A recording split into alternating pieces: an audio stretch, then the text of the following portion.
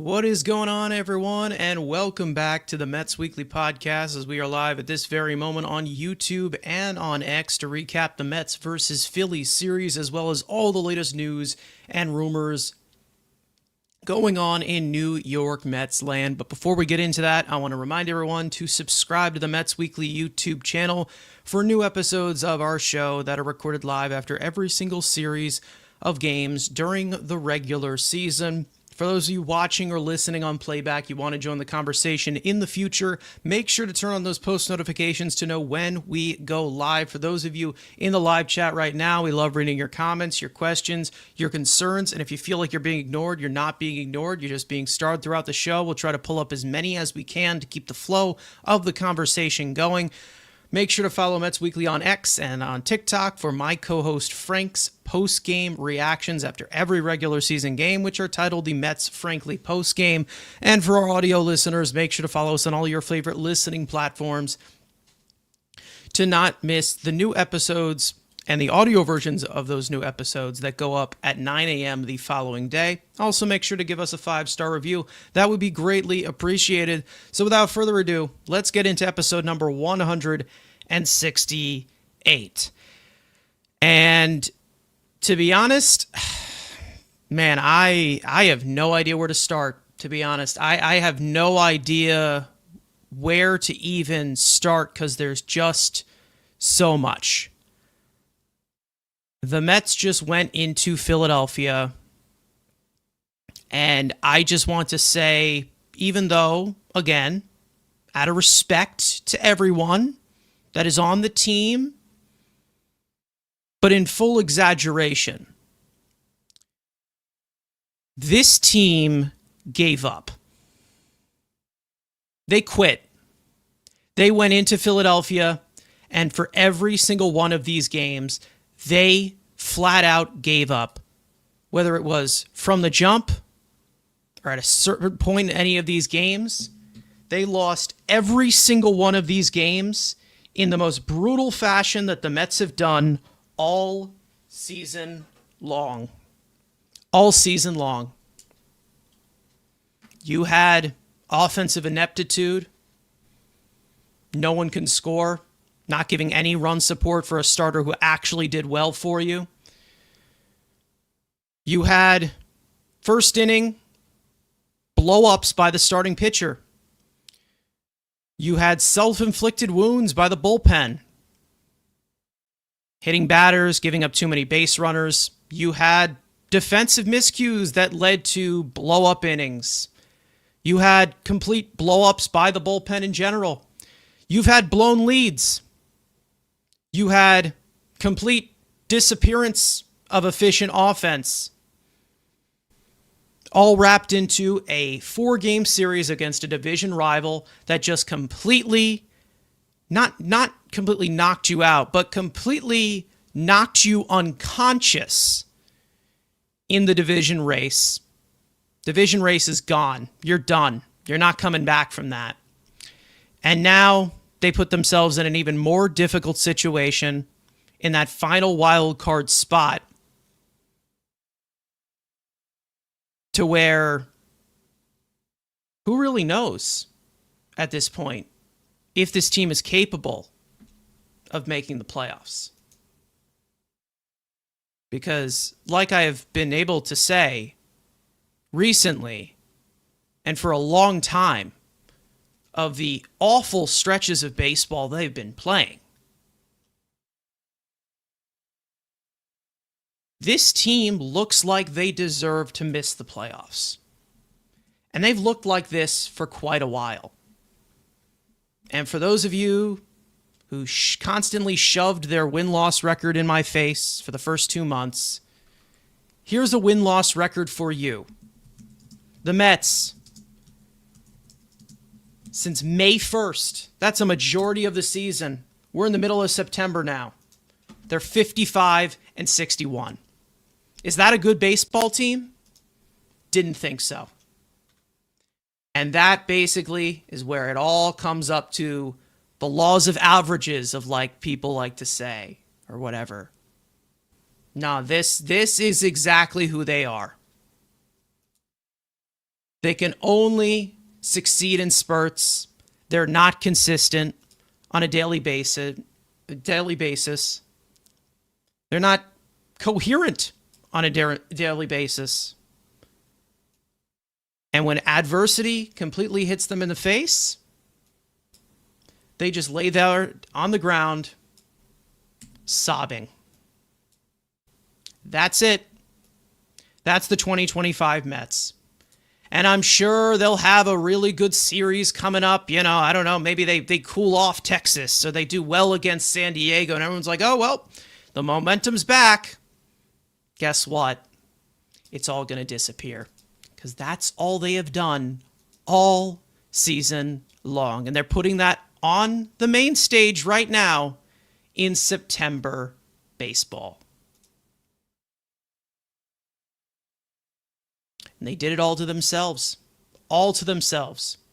There's not a single department on this team that I trust at all.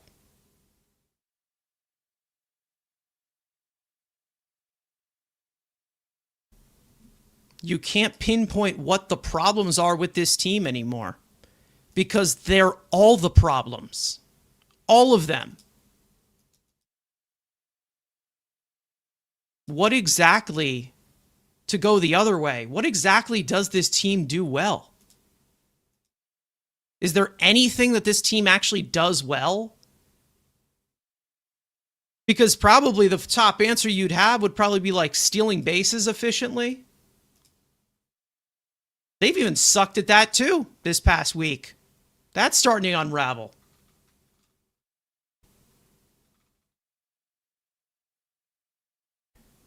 There's nothing that this team does well. Nothing.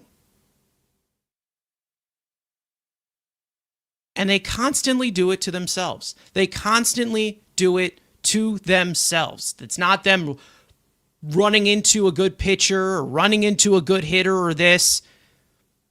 No. You have, the walking of the 9-hole hitter, hitting guys with 2 strikes, not trusting your stuff at all. There's nobody in this rotation that trusts their stuff. There's probably one guy that we will bring up later, and we'll go into more specific of what's been going on with him. The rotation is dead. Dead. All the veterans, at least. The young guys, who knows how long that's going to last, because you shouldn't be relying on them. The offense, as expensive as it may be, inconsistent as per usual, doesn't show up when it matters. They are now 0-68, 0-69 or whatever, when trailing after the 8th inning. That doesn't sound like the team from last year. Sounds like a completely different team. This team is pathetic. And even if they end up making the playoffs, the only way that you can see them making the playoffs is by a technicality.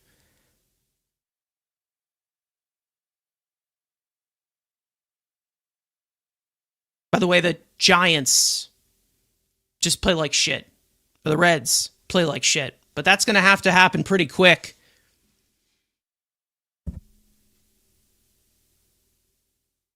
Every opportunity that is put in front of them, they have squandered it. Every possibility that they have had to gain ground or bury anyone, they have squandered it. And this is exactly the same team that I have been talking about all year long since day one. Go back to the first stream we had, the first episode of this season after that Astros series, of this team not playing efficient baseball. And it wasn't just they're not scoring, the runners in scoring position. Specifics, small specifics that cost the team runs, that cost the team so much. And they're all just going to fall downhill. No matter how hot they become, they only have 2 levels. It's either 0 or 100. We talked about that being with the offense, even last year. This team plays at 0 or 100 from all aspects now. It's either they're all hot at the same time, That doesn't last for that long, obviously. Or they're all dead. All of them dead.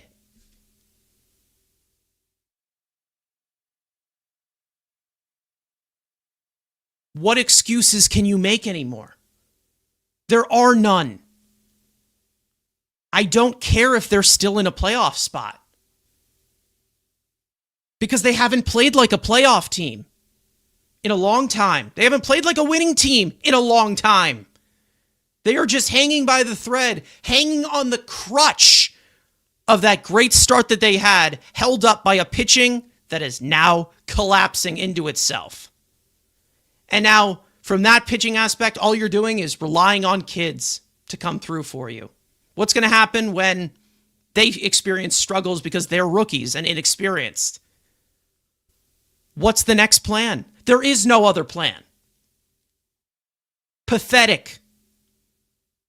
And we will definitely get into the management of this team. We'll get into the higher ups on this team. But when you have an entire team just completely give up, no motivation whatsoever, a team that is ahead of you in the standings, a team that is ahead of you in your division, a division rival, and September baseball, there's no motivation whatsoever to beat them. There isn't. Offense goes silent, scores 10 runs across 4 games. 6 of them in garbage time. Offense, nowhere to be found. Went for the dirt nap. Pitching, even worse. Just continues to get worse. Bullpen's a disaster. The guys that are the best are guys that you can barely use, and Edwin Diaz or Brooks Raley. All aspects suck. They're all terrible. And nothing is going to lead me to believe that it's anything other than that. This team can go on a complete hot stretch after I'm saying this. I still don't trust them. I don't trust this team at all. And that's pretty sad, right? That's pretty sad to say on a team that is pretty similar to last year that went to the Game 6 of the National League Championship Series and then managed to add on Juan Soto, one of the best hitters of this generation.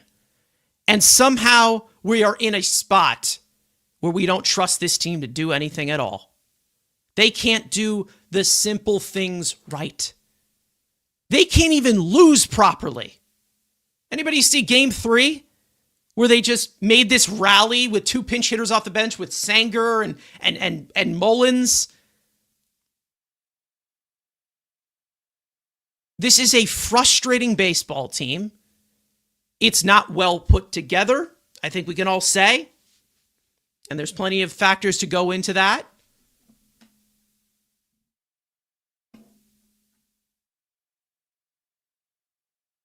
But at the height of expectation, what a disappointment. A complete disappointment. And if anybody is actually okay and staying positive now, I got a bridge to sell to you. It's sparkly and beautiful.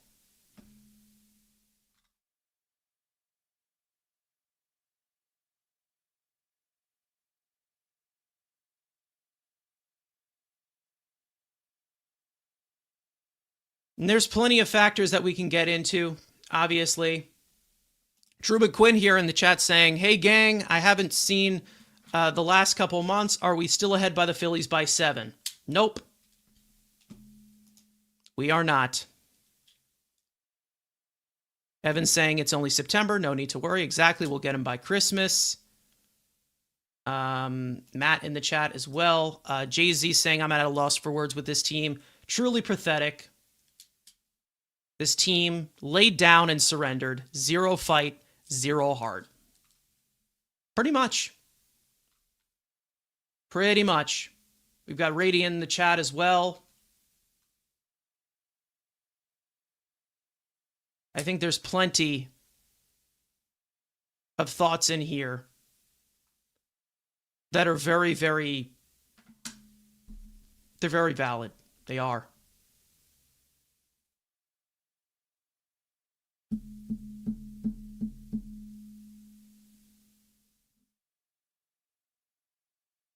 And there's plenty of factors as to why, and we'll get into that, of course. I do obviously have to run down these games, even though I don't want to twist the knife even further in so many different directions. Because this was a disgrace of a performance. Disgrace. They were terrible from all aspects. They did not play a single good inning of baseball, to be honest. What was that one good inning in Game 4? Game 1? That was it. That was it. And when you have lack of performance like this, some things have to be said about this team that maybe will make a little bit of the typical Mets fan uncomfortable. There's going to have to be some questions that are asked eventually, and a lot of changes that are made that are going to make a lot of people uncomfortable. And they're not going to be comfortable with it looking back. But it might be just the right thing for the team.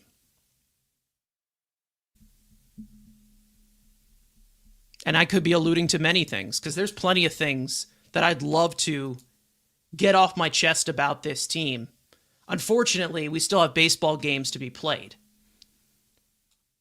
And that's how sad it is. The fact that I'm kind of already in off-season mode at this point of what changes they need to make. Because I have no faith in this team. I don't. I have no faith that this team will come through when it matters. Because they have showed us for almost 150 games now that they are incapable of doing that. They are incapable of being a consistent baseball team. They are incapable of being an efficient baseball team.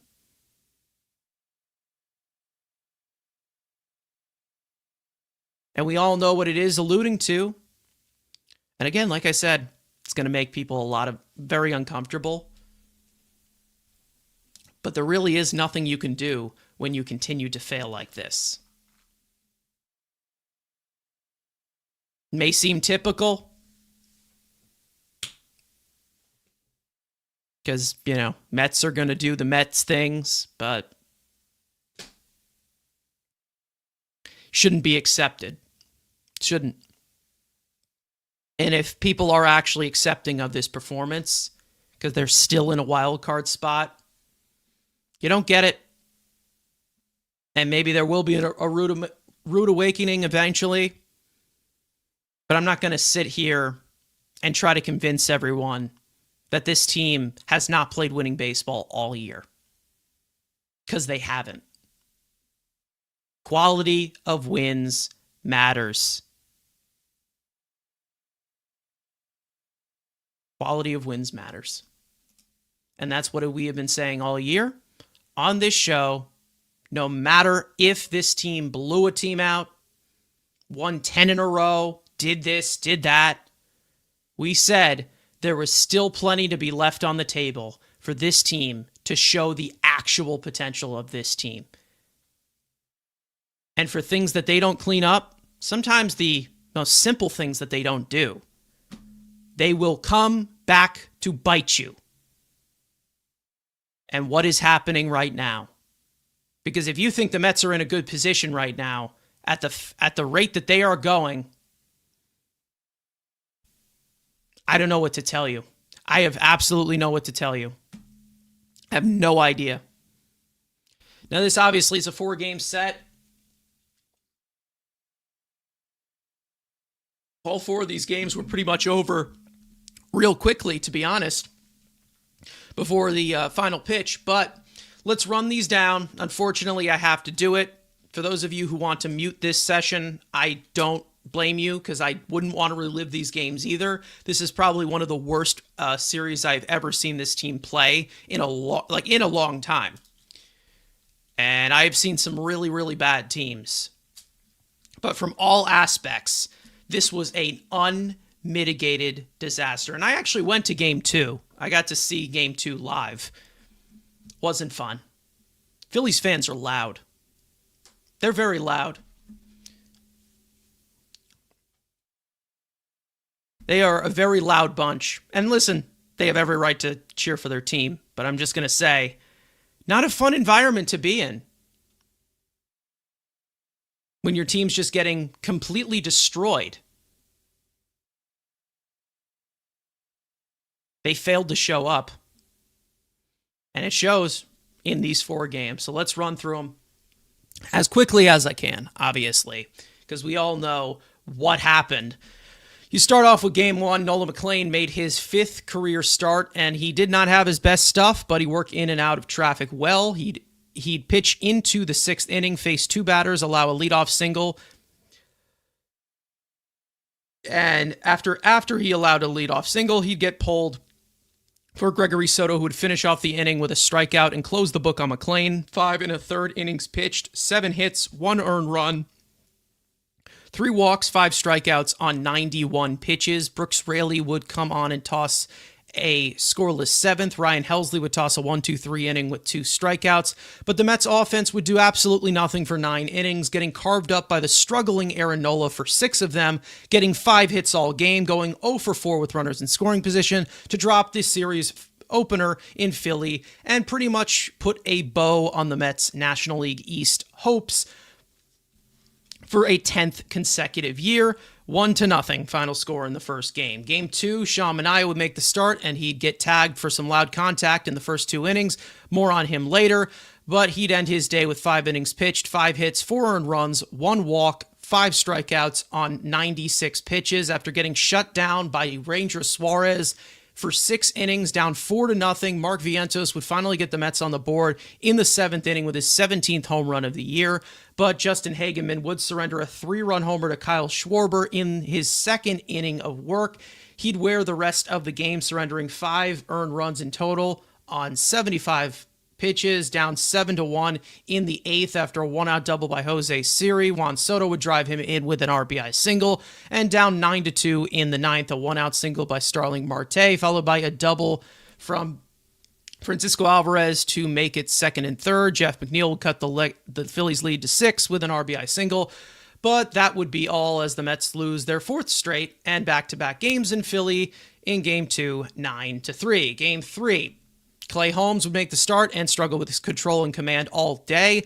He'd pitch into the 5th inning, getting no one out, allowing a leadoff single and an RBI double. He'd be pulled for Gregory Soto, who would allow Holmes' base runners to score on a Max Kepler RBI single, closing the book on Holmes. 4+ innings pitched, 6 hits, 4 earned runs, 3 walks, 5 strikeouts on 76 pitches. The Mets bullpen would blow up all night. Soto would come back out for the 6th, surrender 4 earned runs on 4 hits, 2 hit by pitches, only getting 1 out. Ryan Stanek would come on to finish the inning. He'd come back out for the 7th and surrender a solo home run to Bryce Harper, and Ryan Helsley would struggle again in the 8th, getting tagged for 2 earned runs on 3 hits, including a home run to Max Kepler. The Mets offense would chip away early on with an RBI single by Starling Marte in the 4th. However, they'd remain silent until the 8th, where Juan Soto would launch his 39th home run of the year. A solo shot, pinch hitter Brett Beatty would collect an RBI single in the 9th,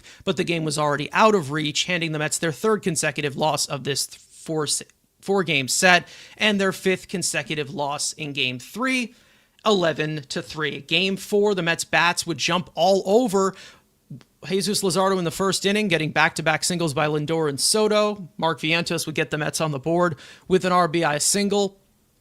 Brandon Nimmo would follow him with an RBI single of his own, and Starling Marte would smoke a 2-run double to give the Mets an early 4-0 lead. David Peterson would make the start, and after fighting through traffic all game, he'd struggle in the middle innings, giving up a 2-run homer to Otto Kemp in the 4th, an RBI double in the 5th to Bryce Harper to make it a 1-run game, finishing his day.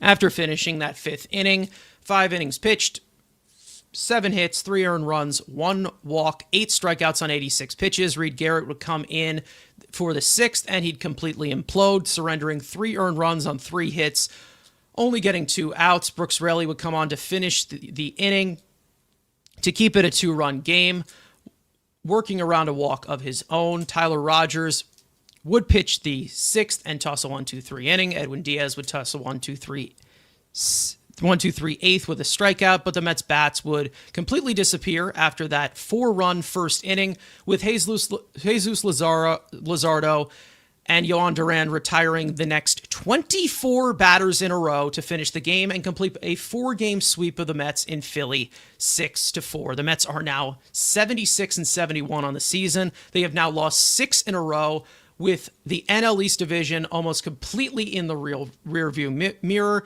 with their lead for the final wild card spot over the Reds and Giants trimming down to just 1.5 games going into tonight. Okay, so like I said, an complete and utter disaster of this team just completely rolling over and dying. That's all they did. All they did the entire time. That was it. And like I said, from all facets, there wasn't one thing to blame. There wasn't one thing to blame. Everyone had something to blame. Game 1, like I said, the offense. Starters not going deep into the games. The bullpen completely blowing up. Even some base running decisions as well. Defensive miscues. The biggest positive coming from this series, and this is the sad part about it, was Mark Vientos, who seemed to be the only bat that was alive. But even he had a bad game-costing play at third base because of lack of effort. They just keep doing it to themselves. And then after that, you have another hit. Could have got you out of the inning. Schwarber hits his 50th home run of the year. Breaks the game open. Got to see that live. It was lovely to watch live. To watch them just completely unravel the way that they did.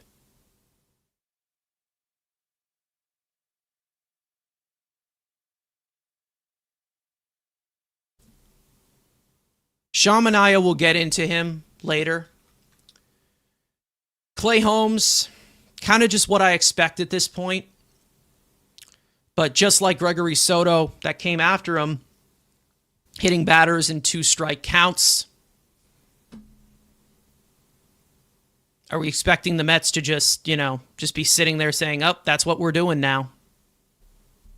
Unacceptable. Completely unacceptable. And then, of course, the offensive approach. Nothing. They stared at so many strikes in this series.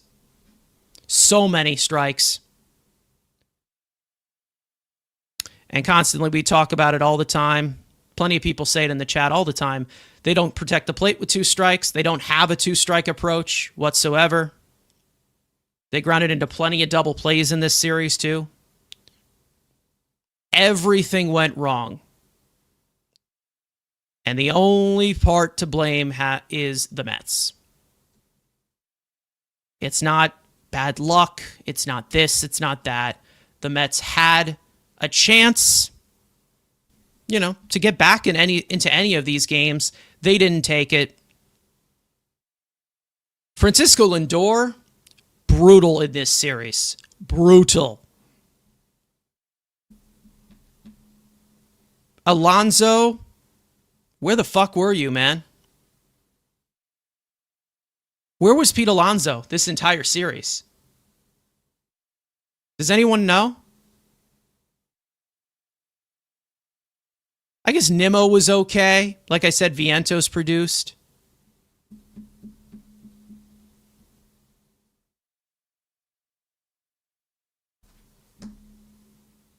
Where was Alonso? Where was Pete Alonso? Nowhere. Nowhere to be found.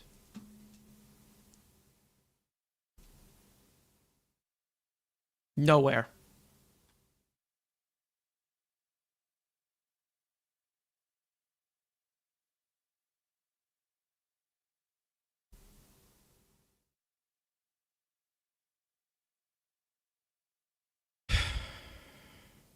Ricardo saying Alonso was worse than Lindor. You could probably say that, yeah. Alonso had some rough plays in the field, too, in crucial spots. Just bad. Overall, completely bad. And I'd say, statistically, Juan Soto was good in this series, but I don't fucking care. I don't care. I don't care that he's 30-30. I don't care that he's 40-30 or he's done the first time in Mets history. I don't care. Nobody should care. I don't care. I don't care what he has done individually. I need you to step up when we need you. And it only seemed there was only one guy who actually stepped up, and that seemed to be Mark Vientos. But like I said, even he had a miscue in this series as well.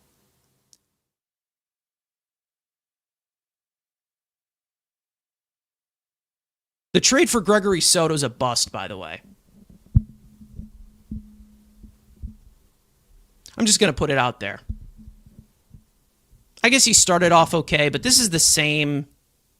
This is the same issue that I was only worried about with Gregory Soto was the uncompetitive pitches.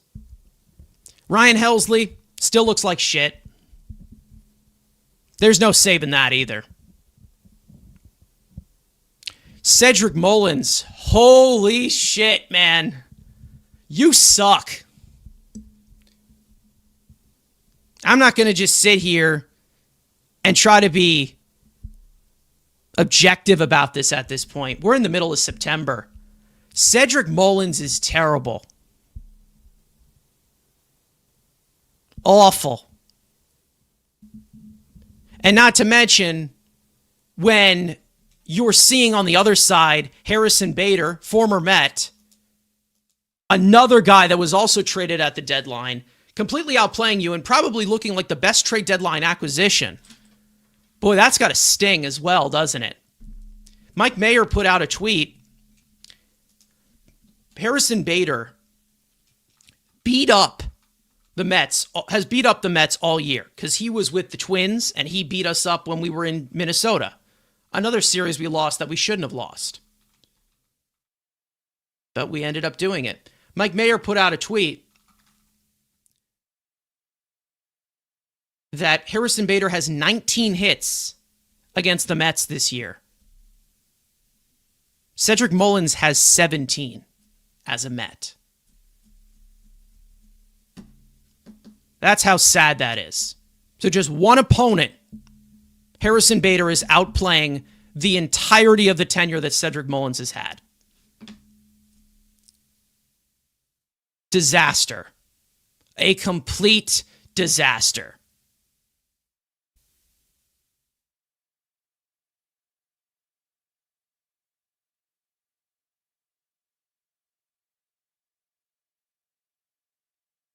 And to be honest, I see people getting into the Mendoza discourse in the chat, which is completely fine. He has not had a good season either. I have not agreed with a lot of stuff that has happened.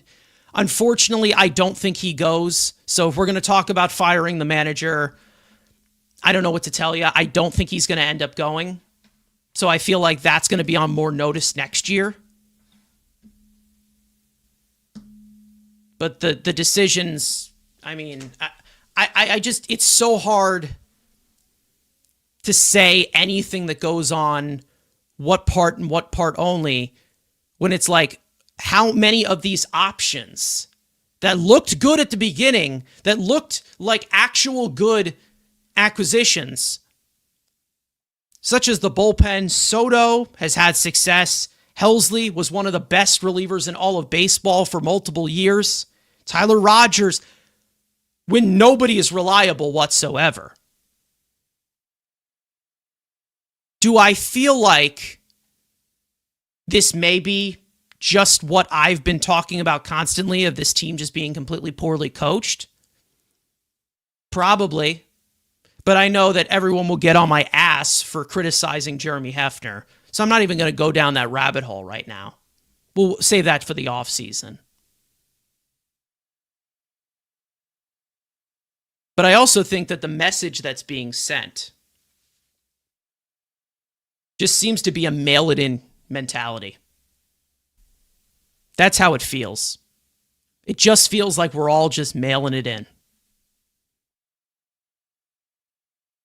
It's okay. There's a game tomorrow. There's another AB.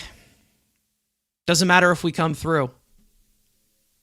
And there doesn't seem to be any accountability whatsoever.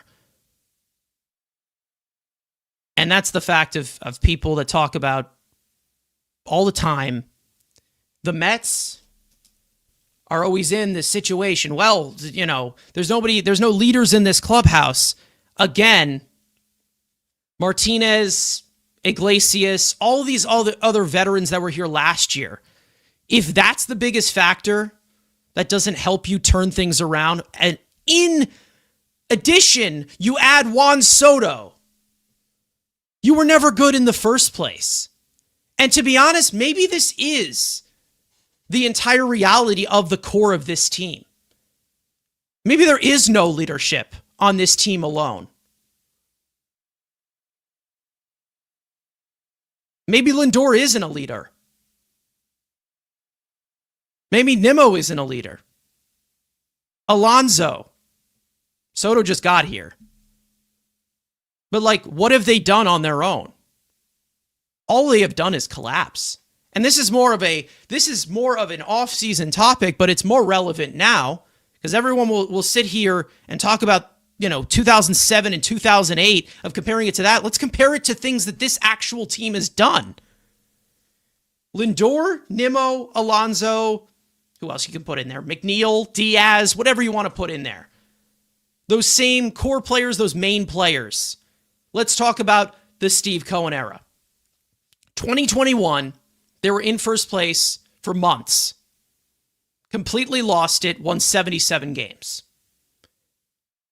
2022, they were in first place for many, many months. It was over 100 games. Blew a 10.5 game lead to the Braves. Face planted into the postseason with 101 wins. Got one hit in an elimination game. And disappeared.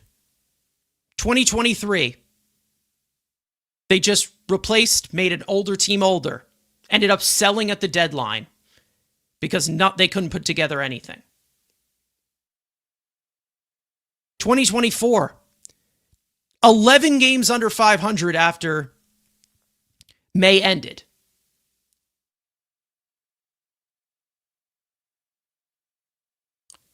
You bring in Iglesias, Martinez has a voice there, and all of a sudden things are put together. 2025, once again, playing terrible baseball. You don't see any accountability. They had accountability last year, and I'm not saying it is perfect at all, but they had accountability last year because they were making it vocal that they were holding each other accountable. And that basically gives me an impression that this team's just soft. Because if they can't handle making millions and millions of dollars to perform, and the only reason why they can't do that is because a 36-year-old Latin pop star isn't here,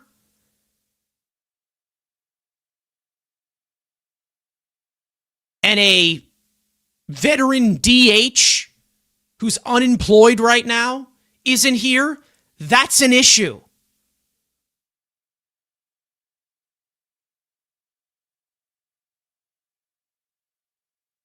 That's a massive issue. So how many times is this team going to just completely roll over and die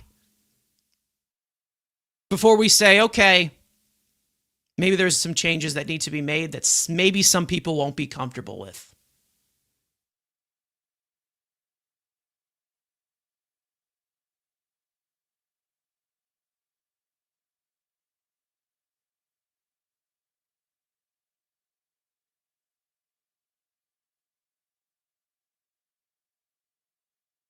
I don't know where you go from here. I don't. Because I'm lost. I'm lost at this point of how they actually can make it better. We all know what change I want made. We all know. I've been very vocal with it all year. But would that be enough? Would that be enough for this team? Firing coaches, bringing in new voices that David Stearns probably should have brought in when he first came in here. Hiring his own guys, because that's usually what organizations do. But no, we're different. We're the Mets. We do it our way. We're just going to keep everybody. So we have the risk of everybody not being on the same page. That's the one thing that has frustrated me the most with David Stearns. His inability to realize when it makes a lot more sense to have a little bit more of a cohesive part. He did it with Mendoza. As much as you want to say Mendoza has had a bad year, he's definitely on the same page as David Stearns. Which is better than, I don't know, Epler and Showalter clashing about a player who's 300 pounds overweight and is all arms. We all know who I'm talking about, but he's not going to be named.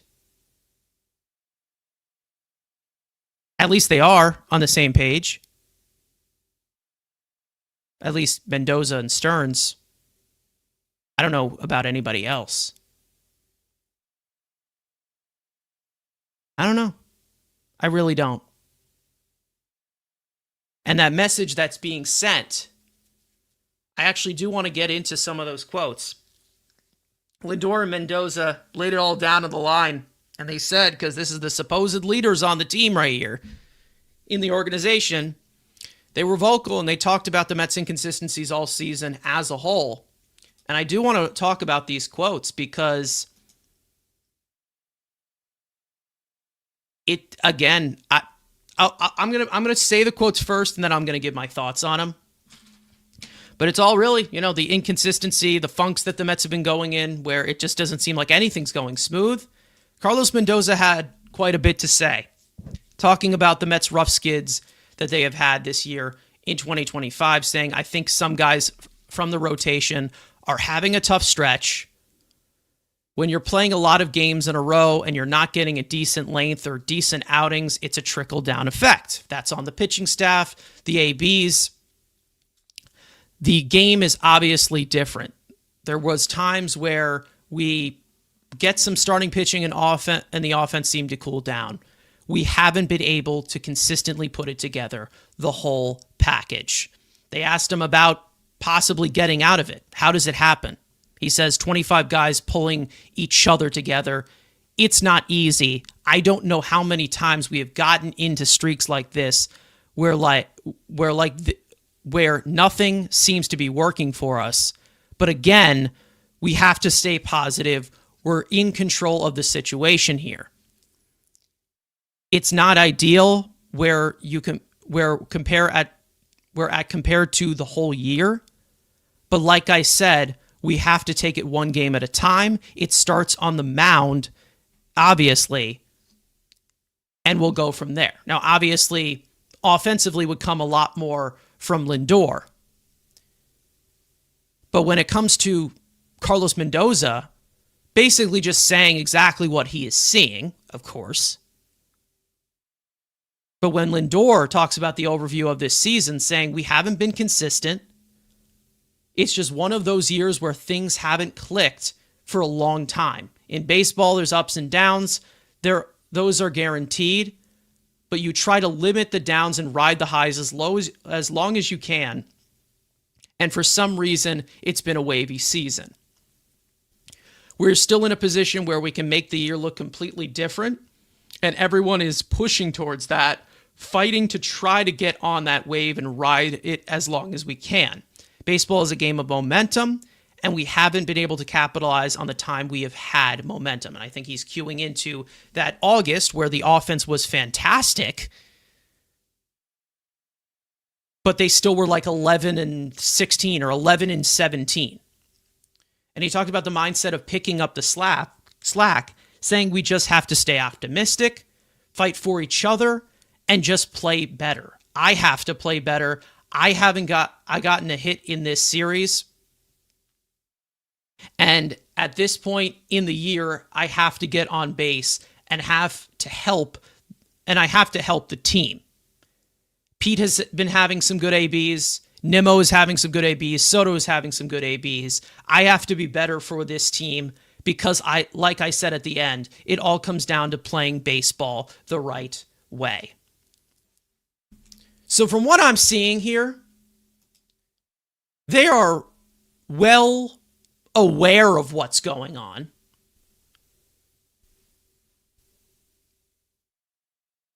But where is that obviously going to come from? I feel like they're giving lines to Lindor or Mendoza or all these leaders in this clubhouse, supposed leaders in this clubhouse, and the message is not coming through because Mendoza and Lindor also they have no idea how to fix it. How do you go into this situation and say, well, we know exactly how to fix it? They don't. Because it constantly spirals every single time.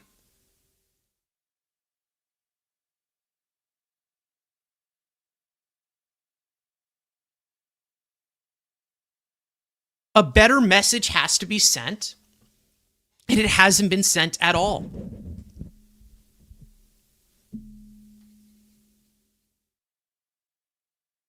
They know exactly what they are aware of. They know exactly what they are capable of.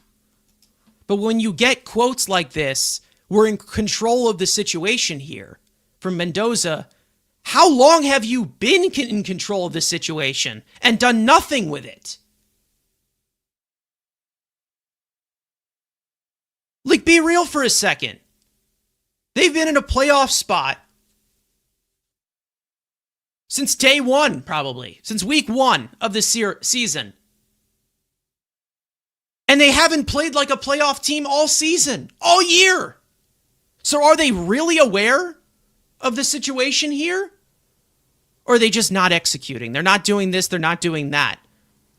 Because when an entire team fails to execute, when an entire department fails to execute, you can't just sit there and question each player. You can't fire an entire team. So what is the message that is being sent? Because it doesn't seem like it's working. Because from what I'm hearing in these quotes from Mendoza and Lindor, they're typical, they're not going to throw their teammates under the bus. But they are saying basically the ups and downs of baseball season, which we know exist.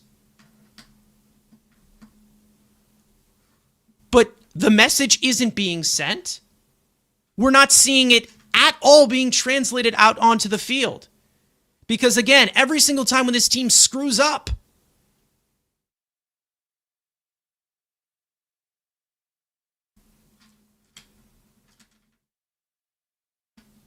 we are going to be in the constant cycle. It doesn't seem like there's any either accountability or somebody's just afraid to say something. It seemed like Mendoza was directing a lot towards the pitching. When an entire team like this, that is expected to be as good as it is on paper, completely underperforms, is completely inconsistent, and has moments like this.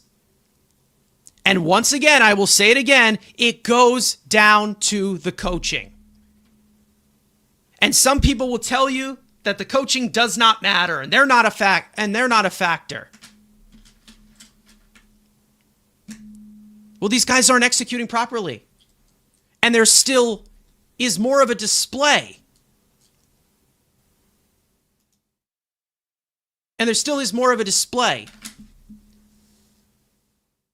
Where you have the leaders on this team in Francisco Lindor, who's also committing these miscues. He has not played a smooth shortstop all year. And what am I seeing from him? Smiling. Doesn't seem like Juan Soto's been as vocal either. Where are the leaders? Where are they? They don't exist. It doesn't seem like anybody on this team is leader material whatsoever.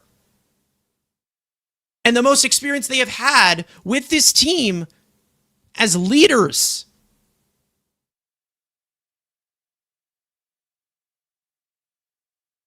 was, again, a 36-year-old Latin pop singer, a journeyman. That's bad when you are locked into this core for that long. Because if that mentality continues after, the changes like I've talked about that I want them to make first before they do anything completely drastic for next season, if we have another existence with new coaches and new messages that are being sent, then they're going to be in a deep, deep situation here. Because even though you can build around Juan Soto for years and years to come, who's going to come in here and change that narrative? Because if it's not going to be Juan Soto, then who is it going to be? Because it seems like only the Mets can add somebody like Juan Soto, and then something's just missing even more. Something's just tipping over when something gets a little bit heavier. There's never any balance here.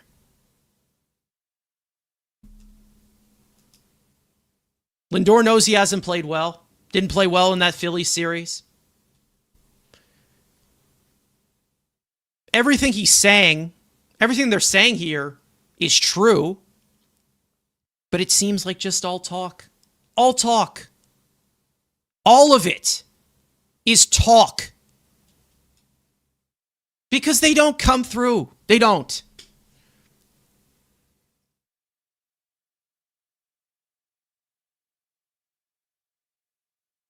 There was an article that came out through The Athletic today from Ken Rosenthal.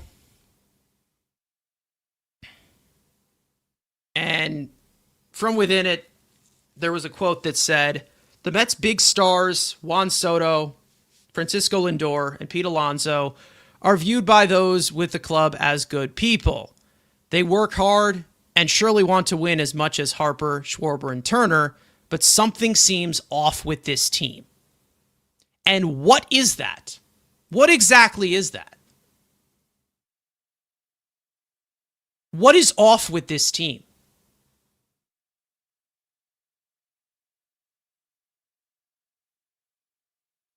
Because it's almost nearly impossible for an entire team to underperform like this. Because usually, by probability, someone stands out. Can anybody think of someone who's had really a career year for this team? Like an impactful career year?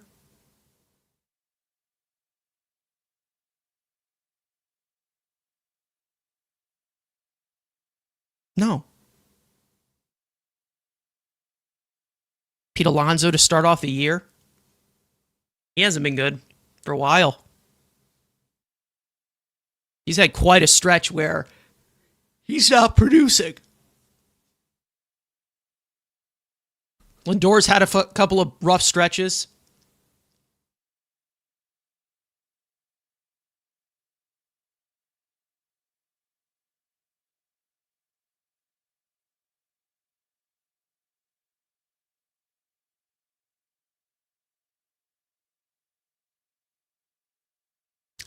I don't get it.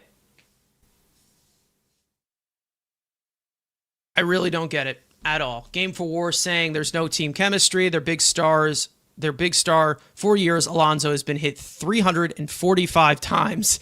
And I don't think it's that much. But and not once has any Met pitcher retaliated. Not once did the players fight to protect Pete. Manager and team has no balls. I mean, I think it's just a different game now. Like that's just kind of how it is. But again, it goes to show that this team just has no fight in them whatsoever. And it always seems like they're on the wrong side of when they actually do show fight I mean, does not everybody remember Mark Vientos being thrown at? It was a fucking breaking ball, for God's sakes. Wasn't intentional at all. This team's judgment, this team's decision-making, it's all wrong. Everybody wants to have the ability to defend their team. They want a team that they can defend. Is there anybody that you can defend on this team right now? No one. There's no reason to. I'm a fan, but I'm an honest fan. I'm not going to sit here and blindly defend someone when I know that they're in the wrong. Because I'm not going to sit here and spew bullshit.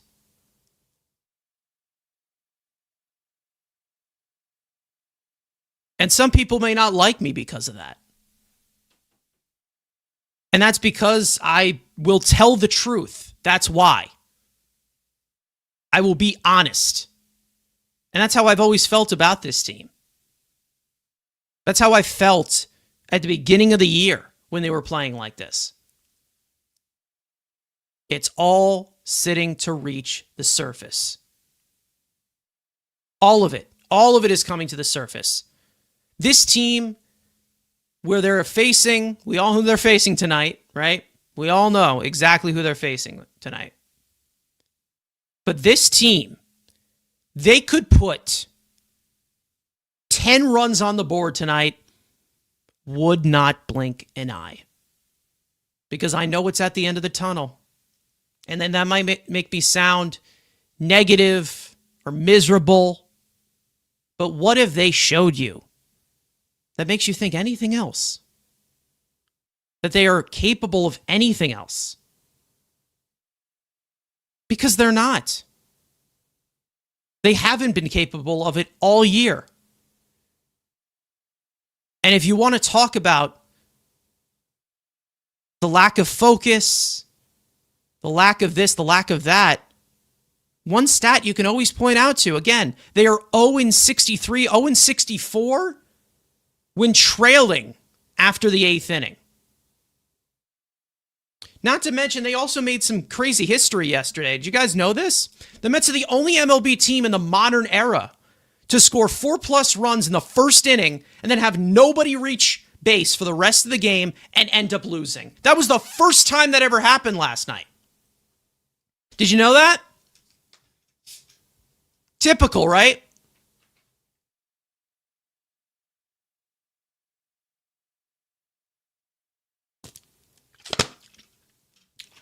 They don't have the ability to be a postseason team. And the crazy part is that since there's an extra wild card, you can be a team that doesn't play like a postseason team, but get into the postseason. And that's the same thing that I've said. Winning games does not mean playing winning baseball. That doesn't mean so. Scoring more than the other team on any given day does not mean you're playing good baseball. We have seen ugly wins. We've seen good wins from this team. We have seen ugly losses. We've seen hard-fought losses. Or at least maybe a few times. Actually, to be honest, I don't think we have had many hard-fought losses. When they die, they die. There's no fight in this team. It's not going to just magically appear. Because I'm sure we'll get an offensive explosion.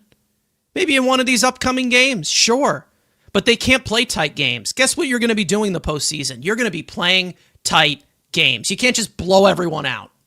Just be like, oh, well, we'll score 11 runs and then we'll just pray that the bullpen doesn't give up 9 in the process. There's no way. All the factors of a good postseason team is not on this team. They're not. And you can't just sit here and say, well, we have the talent. Okay, show me it. Show me the talent. Show me the actual talent that has been hyped up about this team since the very beginning. Because I'm not seeing that talent translating. I don't want to hear it anymore. It's either you come through or you don't. And they haven't come through once. Not once.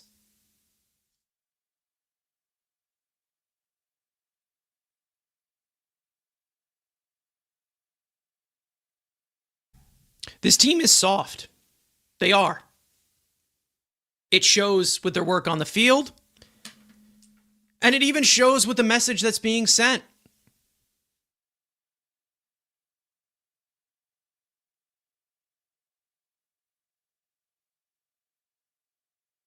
One of the guys that is sending the message, we've talked about plenty. Eric Chavez.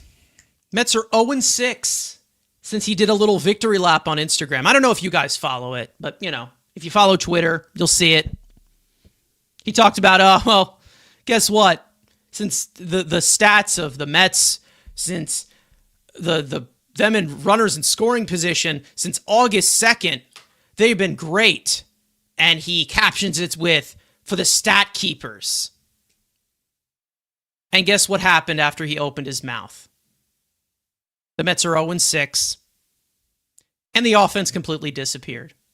And I'm not going to sit here and say, oh, I believe in curses. He cursed this team.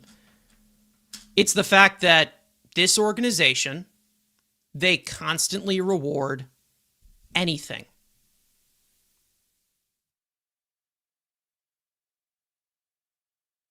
They will reward anything. They're okay with this. They're okay with a small stretch being good before the actual job is done. Before we get into September baseball, where it really, really, really matters. That's the mentality that's being tossed around. And listen, is he trolling us, making jokes or whatever? Sure. But again, the blood will be on your hands if a $380 million payroll underperforms or is inconsistent as they have been.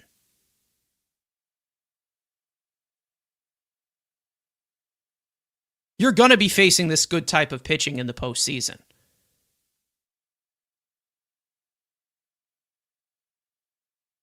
They got completely beat up by Aaron Nola, who's been terrible all season. He's on a massive decline.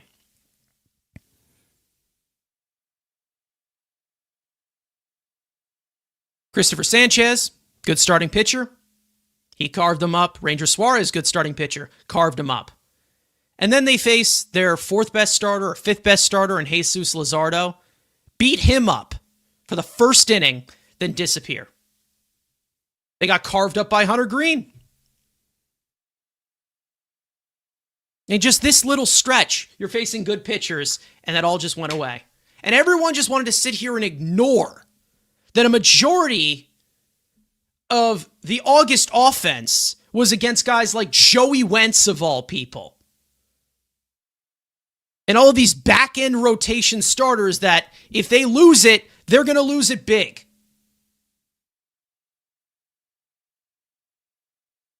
Can somebody name one guy that this team has destroyed that is an actual legitimate game 1, game 2 starter in the postseason?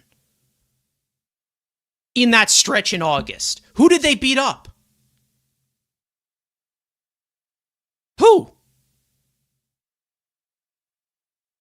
The Tigers, they won 2 out of 3. Did they beat up Tyreek Skubal? No, they didn't face him.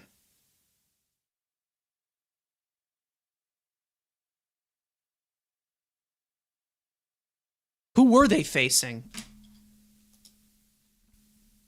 in those games? Strength of victory, quality of victory. It matters. Who were they facing? And I'm not going to say, oh, it doesn't count. But what I'm saying is, let's be real for a second. Let's all be in reality.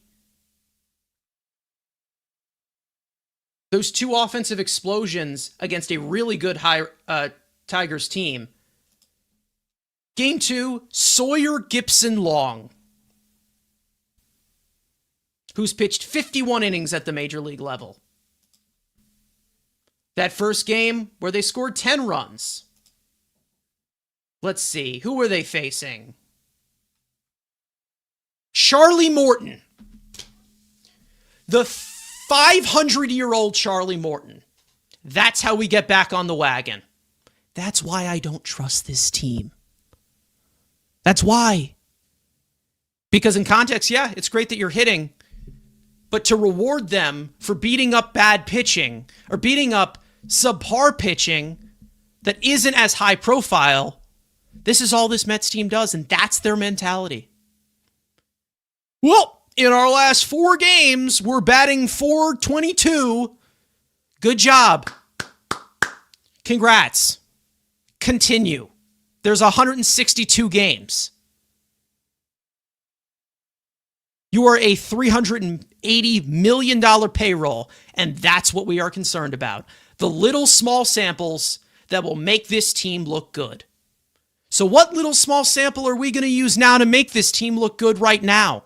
Because I think it's pretty impossible to do that right now. Because over these last 6 days, nothing. Absolutely nothing. And that's the mentality. It's a loser's mentality. That's what it is.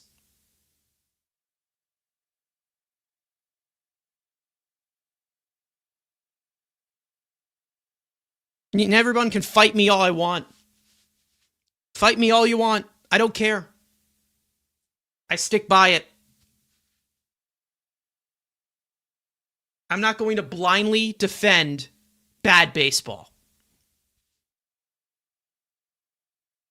Because if the Mets won't hold anybody accountable, I guess I'm going to be the one to do it.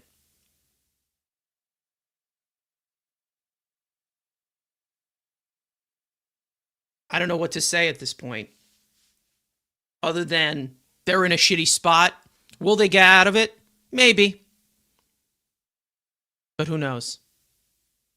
Who knows? There's so many things about this team that anger me that I've just become very numb to it. Very, very numb.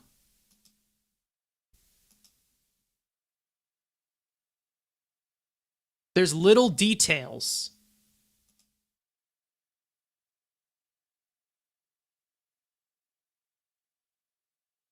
There's little details that have to be focused on. They do. Because it helps the team get better. It helps these details of who they're facing. What was the approach here? Will that actually work? Is that efficient enough? And they haven't done much of that this year, and that's why they are so inefficient. That is why they are so inconsistent.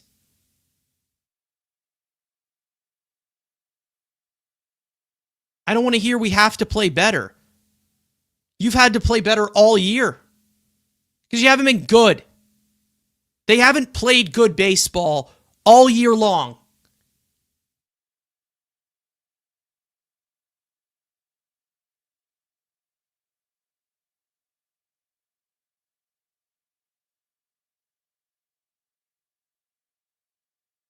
And even in confidence in this mediocrity, another thing of Eric Chavez. Matt's saying, obviously the Mets over the last 8 games, they've averaged 2.5 runs a game, and they are 1-7 in that span, which is true. Eric Chavez, what the fuck are you doing? He publicly said, well, we have to look about hunting fastball. Why would you make that public?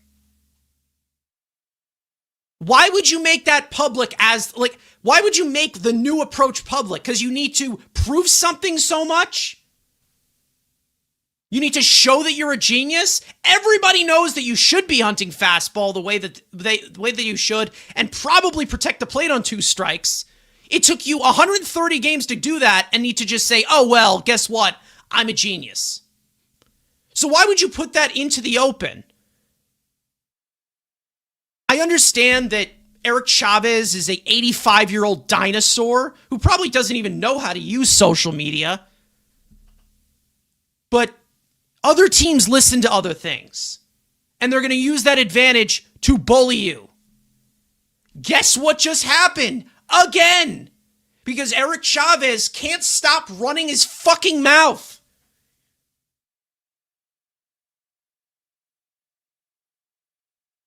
And it's not like this is the first time he's ever done this.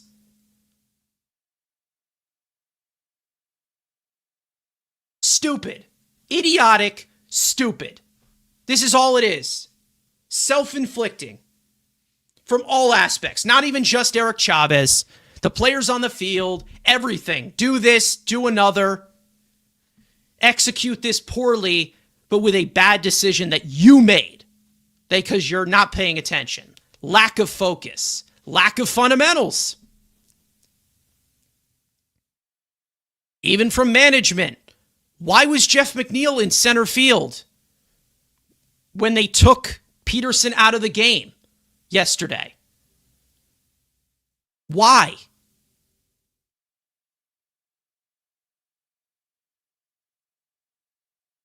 Two plays in a row. Why is he in center field? I don't get it.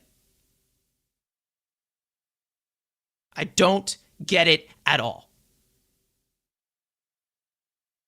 Just dumb. Nobody on this team uses their head. No one. It's all just seen as going through the motions. This will figure it out. This will all come to us. That's the mentality that is given to them.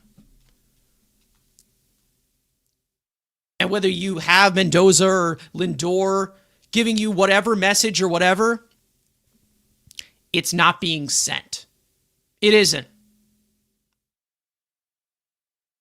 I don't know how they do go from here in the leadership part here, but I don't think there's really anybody that you can bring in to help it. I feel like we're all far gone at this point, and they're just going to have to sit here and perform and figure it out.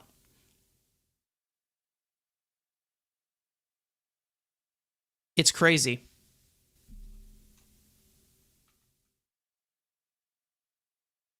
Crazy. Ridiculous. No, M-Easy, I'm not saying that. No. Enough. Enough with the bullshit. What I'm saying is there is continuous self-inflicting thoughts. There is continuous self-inflicting mentality on this team. And they never learn from it. Like I said, it's enabled by the leadership. You have the leaders saying, okay, well, we're not going to pull you aside or hold you accountable for it. So this is just going to continue to go. Clay Holmes hitting guys on 2 strikes, going with a back foot slider, has no control of the strike zone. Same thing with Gregory Soto, hitting batters with 2 strikes. There is no accountability. So if there is no accountability, this is going to continue to go on. None.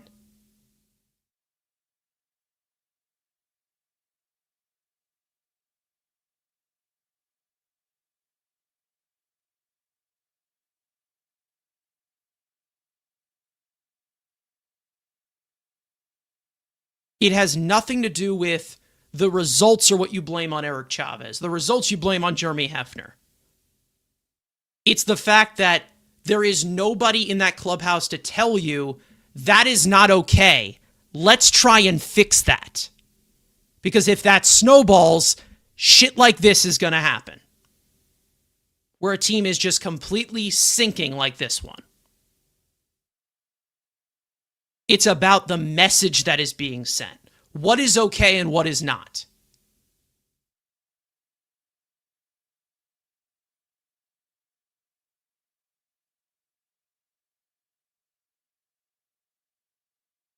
And if that's a Mendoza thing, a Chavez thing, a Hefner thing, I don't know. But this is an issue. And it's the fact that the only success of leadership and the message being sent were of journeyman players that were here for 1 year and not here since the beginning, it's sad. It says a lot about this core. It says a lot about these main players on this team. Because this is not just this year. They have collapsed many times. Many times.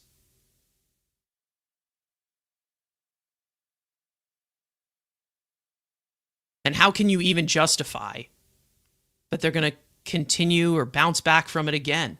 Because even the highs of this team come with the shortcomings.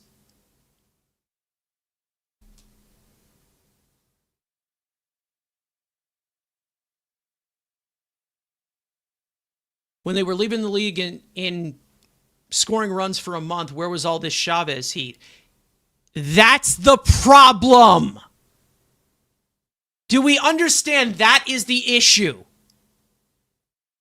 When you look back on these month stretches and you flex these little sample sizes, that's basically enabling the inconsistency. Do we understand that? That is the issue. That is the problem. Being okay with a red-hot month stretch.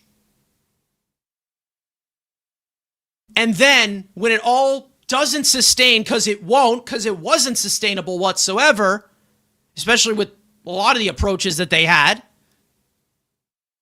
then it all just turns to shit. Inconsistency is not good.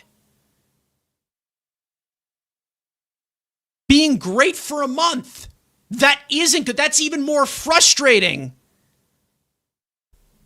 than them being consistently inconsistent. That's enabling that streakiness is okay. And you can show up whenever you want to show up. That's what I mean. The message is not being sent.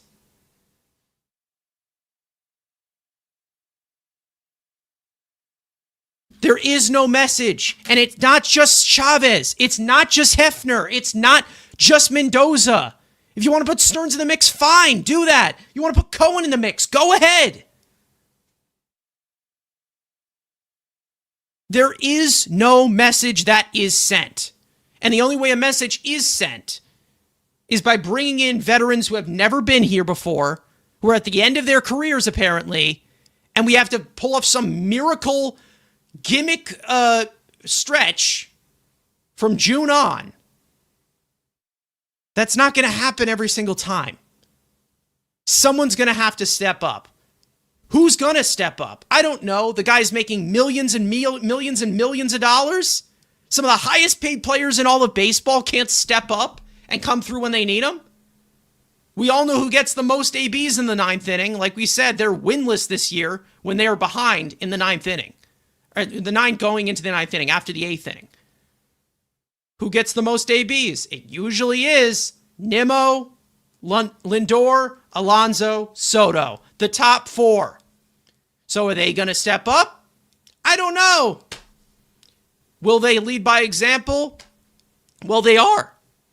They're showing everybody on this team that it's okay to lay down and die.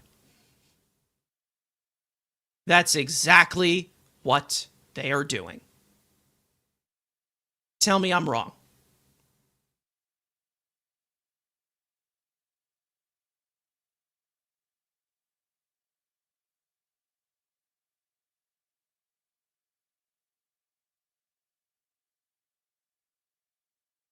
It's just how they are.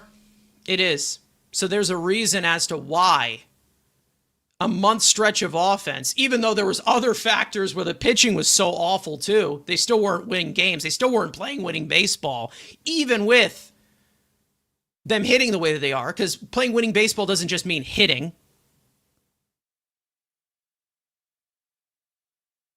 Pitching was terrible, so it did no wonders anyway. Or barely anything anyway. To be honest, it got worse.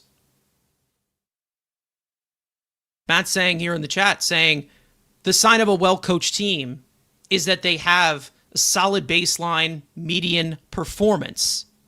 This team doesn't have that. They either are hot or cold. There is never anything in the middle. A low floor team is not good. A high ceiling team is good, but a high floor is something that you can bank on for sustainability. They don't have that. It's either they all are on fire all at once, or they go up in flames all at once together. That's it. Can we name one good loss that this team has had? One good win that this team has had? Like, can we name anything? Because they don't play efficient baseball.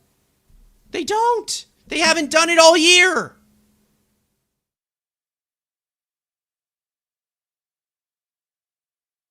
Those issues need to be cleaned up. Speaking of issues, let's get into an individual who has not been good, and that being Sean Manaea. Sean Manaea obviously missing multiple months before the season started with an oblique strain. He came back, made a good appearance out of the bullpen in his MLB debut, and since being put back into the rotation, it has not been a good year for him. It's basically been a lost year. And I do want to do a little bit of a rundown on what has been going on with Sean Manaea. Because at large, he is a liability. He has been. He's not been putting the Mets in a position to win. And that's the main reason as to why it's very frustrating in the matter from what you've been seeing from Sean Manaea. Because on paper, the swing and miss stuff is still good. The stuff is still graded out fairly well. He's 61st percentile in whiff rate. He's 65th percentile in chase rate. He's contact managing okay.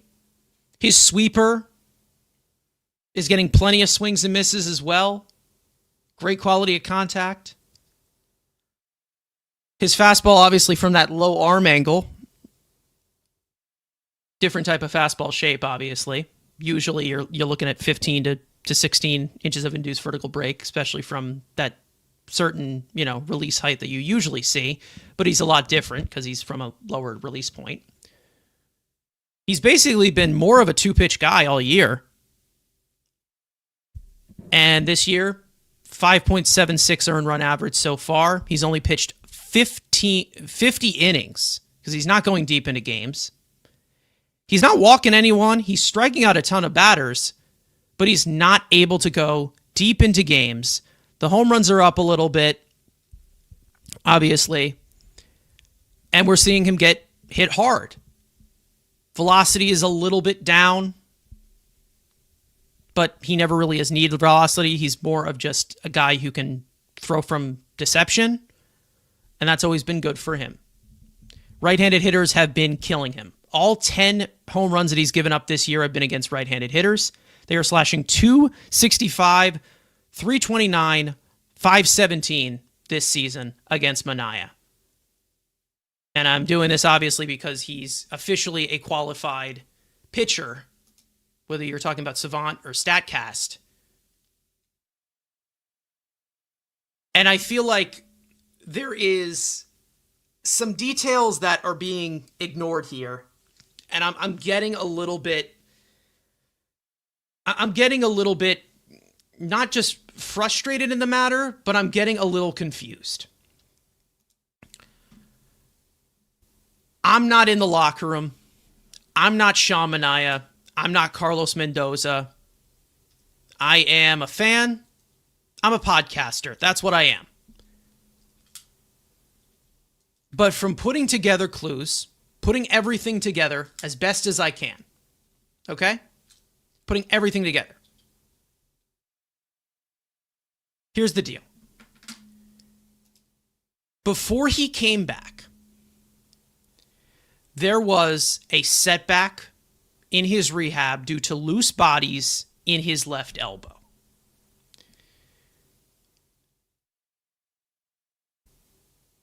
Now, here's the deal. I don't know if this is completely affecting him. Because again, you're seeing the swing and miss stuff from Sean Manaea. The stuff is still there. It's not like it's completely regressed. It's grading out pretty much the same from last year. However, there are some factors as to why I would say that this is affecting him a lot. We start off with, obviously, like I said, loose bodies in your elbow. I've actually said this already on our show. How does it affect pitchers? And it always just seems, from what the research I've been doing on these certain injuries, that it is usually a conditioning issue.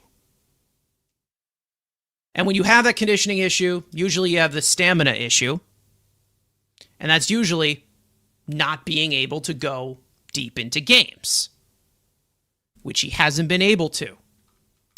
And then we also have this factor of him being basically a two-pitch guy, maybe a few occasional changeups, but he's fastball sweeper.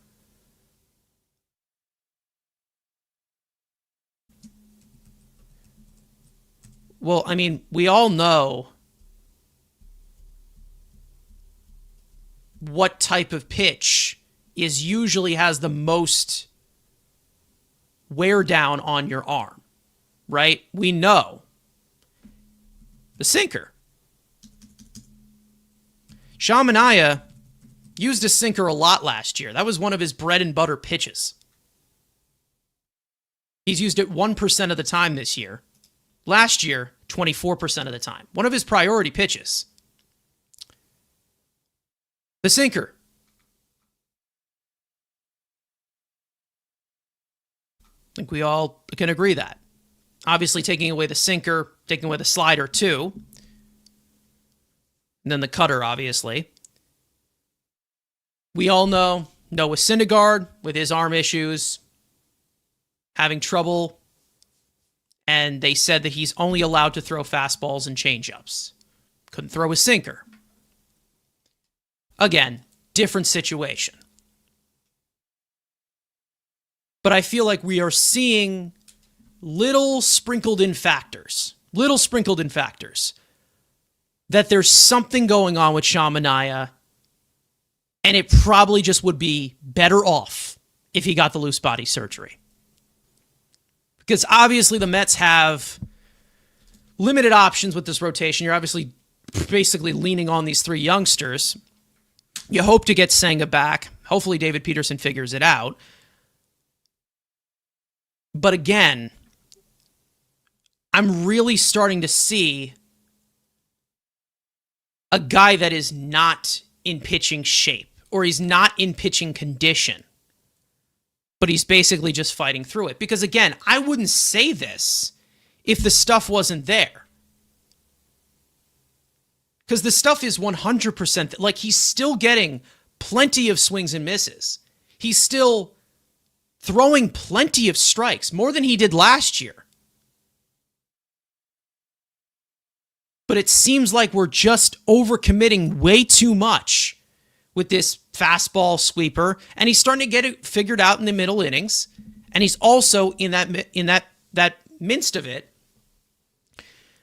losing the conditioning to do so. He hasn't been able to go in deep into games. He even loses his control a little bit. Rides a little bit of too many 3-ball counts. I don't think that Sean Manaea is healthy. I don't.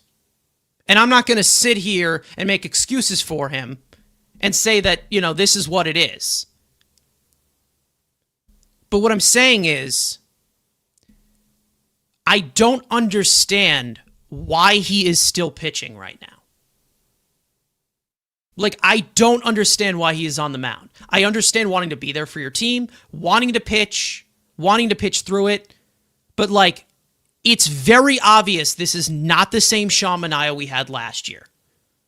And I'm not going to sit here and say, well, career year, career outlier, or whatever, because again, we're still seeing underlying numbers of him pitching well.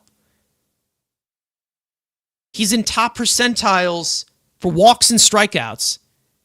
He's got well above average chase numbers and whiff numbers. His fastball and sweeper that he's been relatively exclusively using have great swing and miss numbers.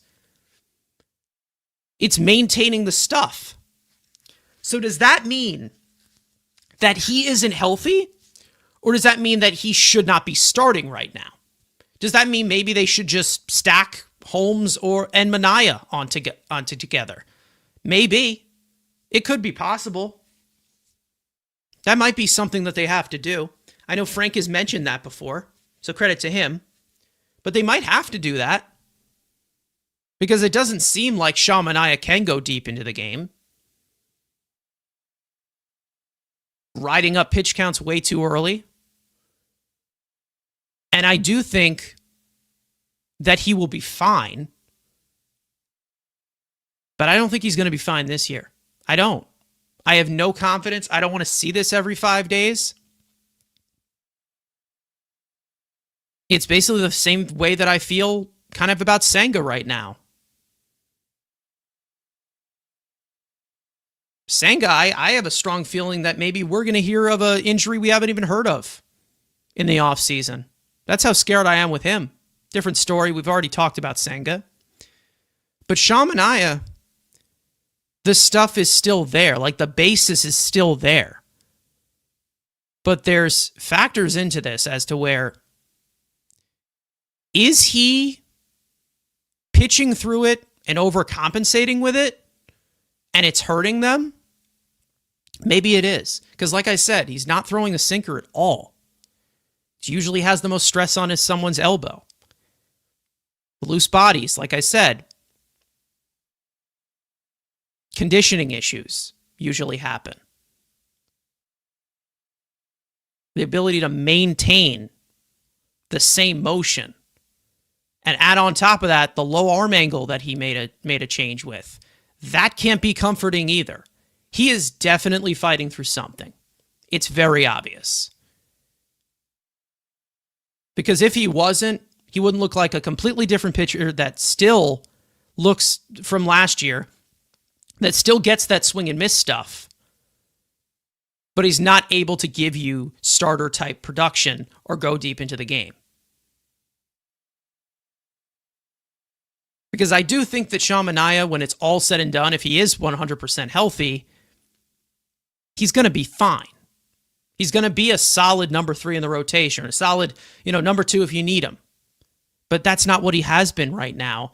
And I feel like at this point, he really should just get the surgery and come back in spring.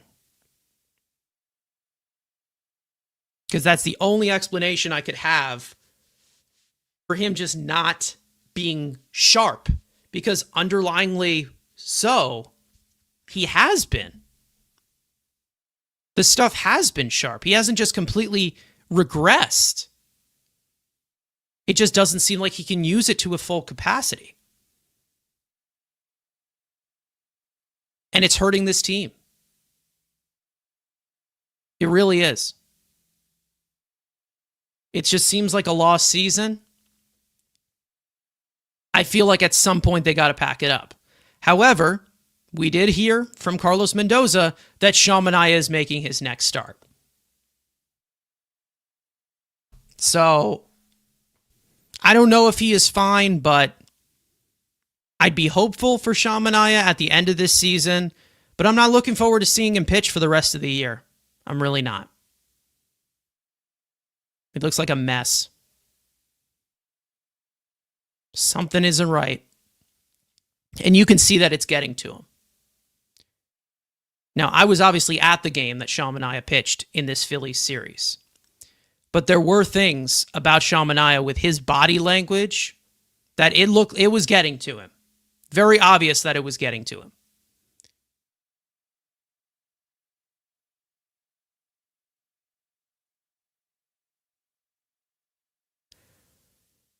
And I understand the frustration because it has been a frustrating year, all year long for Sean Manaea.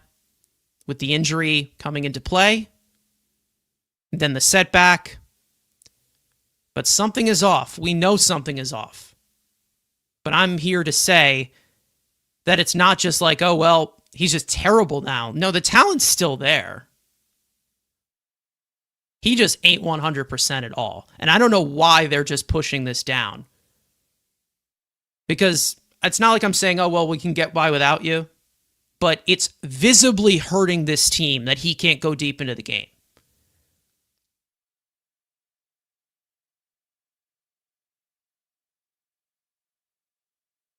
And he can't use multiple weapons.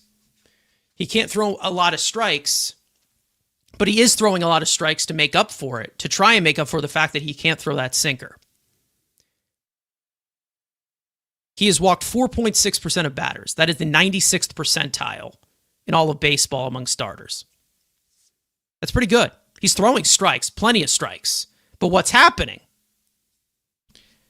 He's given up 10 home runs. And he's had, I don't know what, 9 starts? 10 starts? It's a lot. He's given up a lot of extra base hits, too.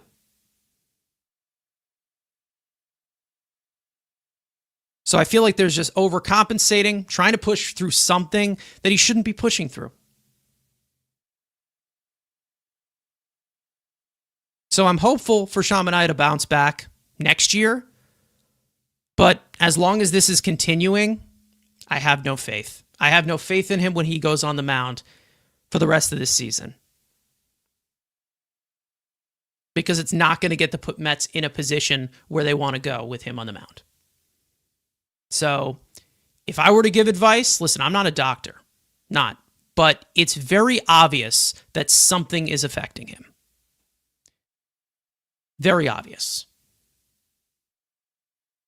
And I'm not just going to sit here and say, well, 1 year wonder Sean Manaea. Because like I said, the swing and miss stuff is still there. That prolific strikeout lefty that he's always been, even with not the high profile velocity or adding some of the stuff or making the adjustments he had, it's still there.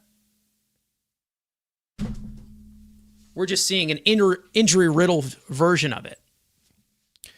But I don't know how long we can see this as an excuse until we're like, oh, well, why? Like, I don't know what decision has to be made. And that's the scary part about it. I still like Sean Manaea. I still believe that, he'll finish this contract out strong. But this is a lost year at this point for him. And I don't really have as much hope. I don't.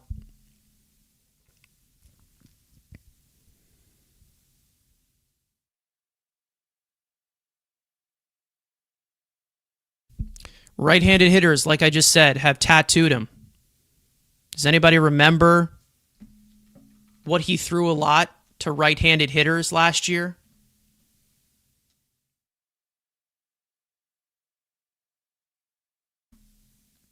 His sinker.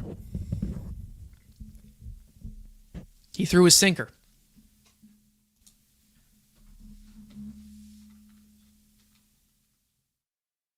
And he isn't throwing that this year. So it seems like all the pieces are just kind of putting themselves together. Some of you guys in the chat, obviously. Ibby's in here. We got Stephen Mack as well. Guys, if you are in here, if you are new, hit the like button, subscribe if you have not already. Turn on those post notifications. We go live after every single series during the regular season. Will we be going live during the postseason? I don't know. But I guess we're going to have to find out because it is not looking good. Speaking of what we have been seeing on the field, let's get into studs and duds, obviously, from this series. And I think I've already hinted already. Mark Vientos would be my stud for this series because it seemed like he was the only guy that woke up offensively in this series at all. You can put Nolan McLean in there because he definitely fought through not his best stuff, but Mark Vientos had a really, really good series. He had a home run. He was good. Overall, had some really, really good IBs. I'm going to put Mark Vientos in there. Definitely impacted the game. But this series was so bad, like I said, he also had a very game-defying moment in the second game of this series, not hustling to get somebody out. Bryson Stott hustles something out, and then later on, Kyle Schwarber, 2-run homer, takes them completely out of the game to make it a 7-1 game. So that's how bad it is. It's like even the best of the best in this series have been really, really bad. Duds. Lindor, Alonso, anyone on the offensive side I can put there. Gregory Soto, brutal series for him as well. Brutal. I can put Sean Manaea there. But I don't know. I think there was worse. Reed Garrett, awful outing.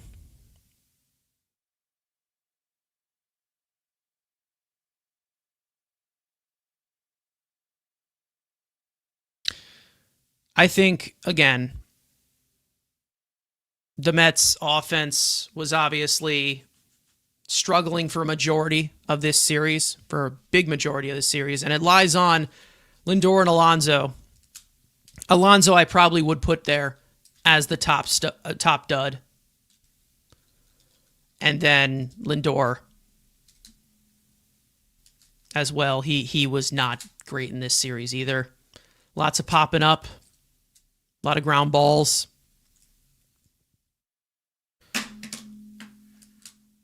McNeil wasn't great in this series either. But I know that if I criticize him, I'm going to, get an entire brick thrown through my window. So, again, collectively as a team, they were not great in this series. And from all facets, they completely collapsed. And like I said, they gave up. Completely gave up.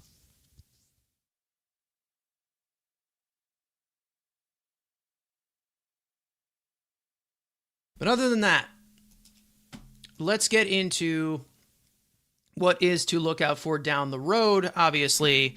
And let's get into the injury report of the latest updates, and not many great ones. Mets starting pitcher Tylor Megill has been shut down from throwing due to experiencing tightness in his arm while throwing his secondary pitches in his latest rehab start for AAA Syracuse. The 29-year-old right-hander will undergo further evaluation and seek multiple opinions from doctors, as Tommy John surgery has not been discussed as a possibility yet, as Megill has been on the injured list since mid-June due to a right elbow sprain. Mets starting pitcher Frankie Montas will undergo Tommy John surgery on Tuesday, which will likely sideline him for the entire 2026 season. The 32-year-old right-hander was placed on the injured list due to a significant UCL strain in his right elbow. Montas also missed significant time to start the year due to a right lat strain that he suffered during spring training. Mets catcher Luis Torrens has been placed on the injured list due to a right forearm contusion. Torrens stated that he experienced the injury last Saturday while blocking the ball in the dirt and has since had trouble extending his arm to throw. However, the long-term concern is not very high for Torrens, as they expect this to be a minimal IL stint. Mets outfielder / designated hitter Jesse Winker has been officially ruled out for the remainder of the 2025 season after being shut down from baseball activities due to lack of progress to his injury 2 weeks ago. Winker was placed on the injured list back in mid-July due to back inflammation, which he experienced less than 48 hours after being activated off the IL for a separate right oblique injury that sidelined him since the beginning of May. So again, we'll see what happens with Luis Torrens. It looks like that's going to be a short IL stint, so if the Mets do end up making the playoffs, they probably will have him good to go. Tylor Megill, basically just going through the motions as much as it is. Again, I didn't really see him much as a option for this team in September anyway. And then obviously Frankie Montas, the unmitigated disaster that he has been, and he has likely thrown his last pitch as a New York Met, which I'm sure everybody is very upset about. And then, of course, Jesse Winker done for the season, which I think we all knew about 2 weeks ago when we saw the lack of progress and the amount of injury that he went through this year. I wish the best to Jesse Winker because he is a nice guy, and I'm sure a lot of guys in the clubhouse like him, but obviously he's going to be a free agent at the end of the year, so he's likely played his last game as a Met. But I do like Winker as a player, so that's definitely a loss to the Mets offense. But also, as Ricardo says, Winker, big disappointment as well, which I can 100% agree with, especially with the lack of production we've gotten from him this year. And everything has just gone completely downhill from pretty much any offseason addition that they have made. And they've even had some growing pains with Juan Soto, who was their headliner this year. But it's whatever. Anyways, speaking of down the line, let's get into this upcoming series. Hopefully they can flush this one in Philly. But again, like I said, I don't trust this team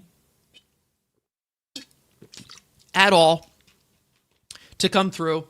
Maybe they prove me wrong. Maybe they get it together magically at the end.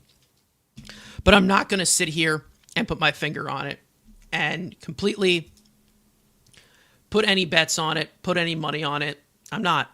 I'm sorry. I just can't. Anyways, Texas Rangers. This team has been red hot recently. They have been doing very, very well. And I believe they are still in the playoff hunt. I don't know if the AL West, are they still in that AL West? I haven't been paying attention to the AL, so that apologies for that. But yes, they're third place. They are 77 and 70. They are pretty much at the same level as us right now. The Rangers right now are, they're 2 games out of a tied for first place with the Mariners and Astros for the AL West, and I believe also the wild card. They are just 2 games out of the wild card as well, behind Seattle and the Astros as well for that final wild card spot. So they are still playing for October. And again, this is a team that won the World Series in 2023. And, they had a big World Series hangover the next year. They've struggled a decent amount this year, but they have been really, really good recently.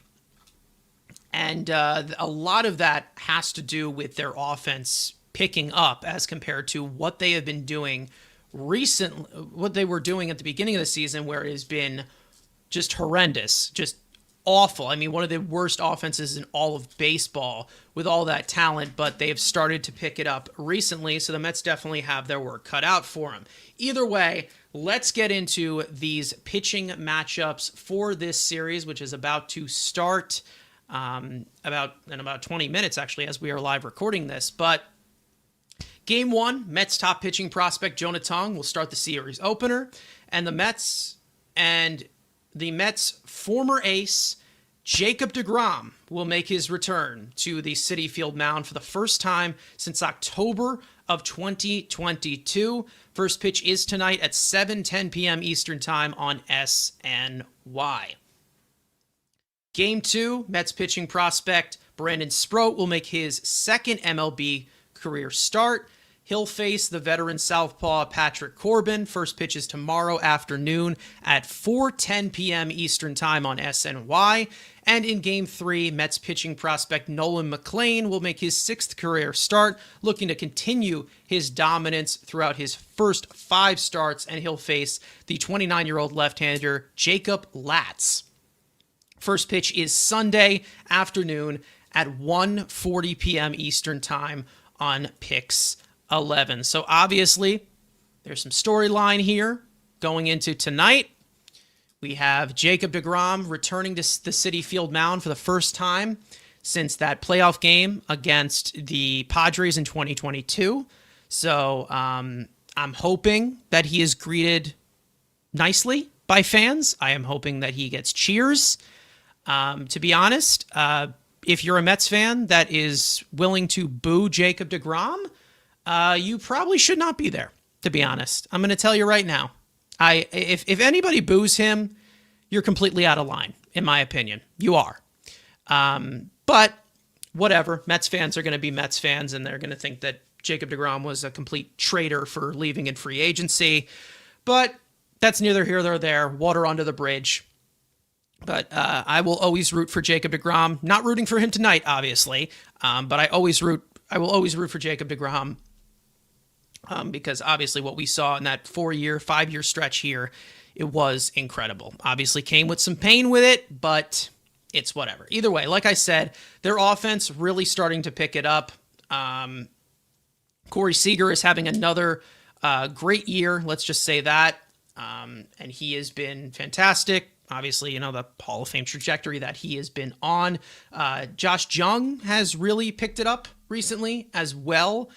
Jake Berger is starting to hit. The one guy that has been their worst has actually been Jock Peterson. And he is still on their team, I think. Again, this Rangers team has been playing a lot better baseball than they were at the beginning. And again, like I said, more of that goes to their offense. And obviously, I think, Seager. Yeah, Seager. Yeah, so Seager and Simeon are both out. So, again, this isn't the best lineup that the Rangers have right now. But we have seen the Mets, without Turner and Bohm, the Phillies ended up sweeping them. So I'm not going to rule anything out. We'll see what happens, obviously. I know Josh Smith has been solid for them. This season, he's been really good off of their bench. Kyle Higashioka has had a really good season for them as well. Let's see. Like I said, Jake Berger starting to pick it up. And then you also have, that rotation led by Jacob deGrom. Like we said, old Mets, former Met Phil Maton was traded over there during the trade deadline. He hasn't been fantastic for them. He hasn't been good. Sean Armstrong is having a really good season out of their bullpen. He has been one of their most used relievers this year. Jacob Latz, like we said, who they're going to be facing in the series finale. He actually was a reliever to start off the year, and they moved him into the rotation to provide a little bit more length with a lot of these injuries that they have in the rotation, which include Nathan Eovaldi. They have Tyler Mahle out for a lot. John Gray, I don't know if they consider him a starter anymore. But again, Chris Martin, the 39-year-old, still kicking along. Like we said, he's having a really good year out of their bullpen as well. Holby Milner, somebody that David Stearns is very familiar with because he was there in Milwaukee for a while. Good, excuse me. Okay, yeah. Good left-handed pitcher. I don't know what just happened to my computer there. But yeah, so again, this is a Rangers team that has talent. We know that they have a decent amount of injuries. I mean, a decent amount of their starting lineup is out. Seager, Simeon, Evan Carter is out. Adolis Garcia is out. So again, they don't have the best lineup. They're not at full strength.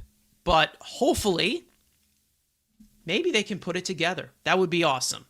Who knows what they're going to do off of Jacob deGrom, because even though Jacob deGrom is not the dominant force that he used to be, he still is really, really good. He still is one of the best pitchers in all of baseball since coming back from Tommy John surgery, and he's been healthy all year. So I'm happy that Jake has been able to be on the mound, because baseball is better with him on the mound. I don't know, maybe he's a Met by heart, and he gives us some cookies, but I'm not going to guarantee it, because, again, this is Jacob deGrom.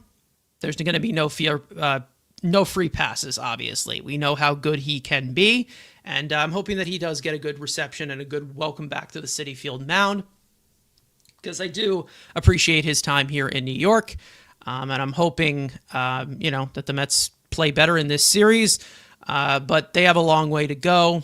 They have something. They have a lot to prove here, that they can be a stable postseason, somewhat contender. I don't know. But you're leaning on the three rookies, as Game for War is saying here in the chat. The three rookies, woohoo, there's a reason to watch this stupid team. And that's basically where I'm at right now. I know that this team has really struggled to piece together 9 innings, and I don't know. I feel like there's parts of the game where I'm like, okay, I don't even need to pay attention to this because I just know what's going to happen. That's how it feels, and it sucks that it feels like that for a team that had such high expectation. But that's basically just how it's been. That's how it has been recently. That's how it's been for a decent stretch for this series, for this team. And, you know, you hope that a September collapse doesn't happen. But at the rate that they're going, I would not be surprised. There was plenty to unpack, obviously, with this series. But they don't have that much time left, and they're going to have to pick it up. They have to wake up. Someone's going to have to, or they are not going to be going to October because they are not guaranteed for that to happen. And that's the thing, that you can't guarantee. Even though they've been in a playoff spot for so long, they can lose it at any point. They have a 1.5 game lead right now on that final spot. This is probably the slimmest lead that they have had for a while. So they are playing with a dangerous territory here. So they better figure it out soon, or we're going to be having some really rough conversations upcoming as this season continues to wind down.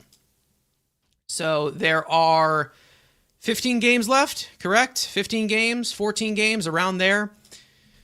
They got to play their best baseball or they are completely done. They got to be better. That's it. That's all I care about. All I care about is them playing actual winning baseball. And they got to figure it out. Either way, we're going to end it off here.